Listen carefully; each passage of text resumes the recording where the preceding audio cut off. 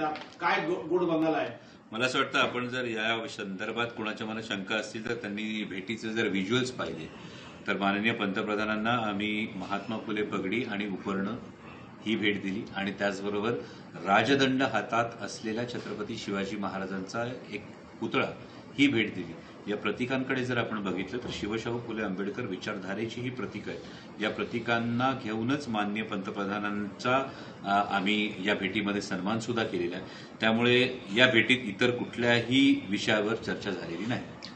देशभरामध्ये ज्या पद्धतीने प्रादेशिक पक्ष फुटत होते त्या दरम्यान तुमचा पक्ष फुटला गेला नाही. त्याचं कारण असं होतं की तुम्ही डिलिमिटेशनला पाठिंबा देणार असा दावा केला जातोय, त्यामुळे तुमचा पक्ष फुटला गेला आणि त्यानंतर तुम्ही मोदींची भेट घेतली असं सांगितलं जातं. त्याच्यामध्ये कितपत तथ्य आहे? म्हणजे असा दावा केला जातोय आणि असं सांगितलं जातंय हे नेमकं कोणाकडून? असं पवार साहेब पण बोलत असतात, तसंच ते नाही. असं कोणाकडून हा एक फार महत्वाचा मुद्दा आहे आणि त्यामुळे जे बिल अजून आलेलं नाहीये, या बिल संदर्भात कुठला निर्णय झाला नाही, त्याविषयी विनाकारण आधीच कयास बांधणं मला वाटतं यामध्ये कुठलंही औचित्य नाहीये. महत्वाची गोष्ट ही आहे की आज बैठकीला मी स्वतः होतो आणि या बैठकीमध्ये जे झालंय ते मी तुम्हाला सांगतोय.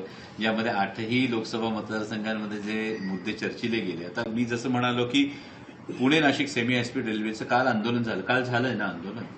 आज जो प्रश्न हा दिल्लीतून सुटणार या संदर्भात माननीय पंतप्रधानांनाच अवगत करणं, मला वाटतं याच्यामध्ये काही गैर आहे. पंतप्रधानांची भेट घेणं आणि ज्यासाठी 3 जिल्ह्यातले हजारो लोक रस्त्यावर येतात आणि त्या संदर्भात ते आंदोलन होतं, मग माननीय पंतप्रधानांकडे कैफियत नाही मांडायची, मग कोणाकडे मांडायची? तर याचा संबंध मला वाटतं लगेच डिलिमिटेशनच्या बिलाशी किंवा लगेच एनडीएमध्ये ढकलायच्या संदर्भात हा लावला जाऊ नये असं मला वाटतं. पण महत्वाचं म्हणजे या सगळ्या भेटीवरती पंतप्रधानांचं काय त्यांनी आश्वासन दिलं?